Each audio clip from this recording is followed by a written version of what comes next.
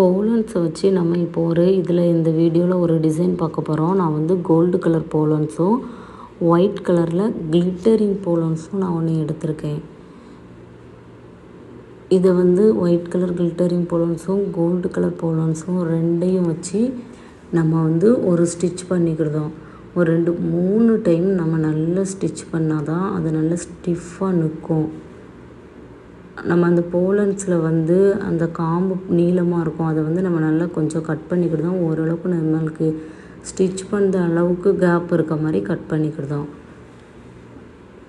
Cut பண்ணிவிட்டு இந்த பக்கம் இருந்து நீடில் எடுத்து அந்த பக்கம் நம்ம வச்சு நல்லா 2 பக்கமே நல்லா ஸ்டிஃபாக நிற்க மாதிரி ஸ்டிச் பண்ணிவிட்டு, இப்போ இந்த போலன் ஃப்ளவர் மேலே பார்த்து நம்மளுக்கு இருக்கும், அது கீழே சுற்றி நம்மளுக்கு கேப் இருக்கும்.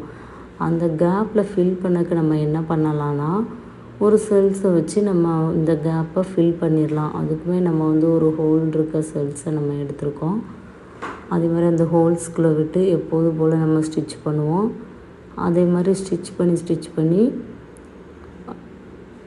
நம்ம எடுத்துக்கிட்டோம்.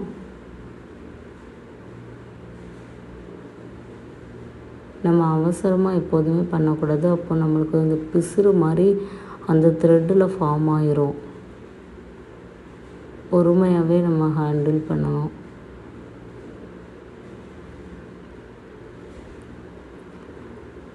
இப்போ நான் அந்த போலனை சுற்றி 4 செல்ஸ் வச்சுருக்கேன். இப்போ நம்ம செல்ஸ் அங்கங்கே நகலாமல் இருக்கணும்னா நம்மளுக்கு ஒரே ஒரு டிப்ஸ் என்னென்னா, செல்ஸுக்கு கீழே நம்ம P7000 க்ளூ அப்ளை பண்ணி அதுக்கு மேலே செல்ஸை வச்சுட்டு ஒரு 2 நிமிஷம் கழித்து ஸ்டிச் பண்ணோம்னா அந்த செல்ஸ் அங்கங்கே நகராமல் இருக்கும். இப்போ இந்த டிசைனை பாருங்கள், போலன் டிசைன்.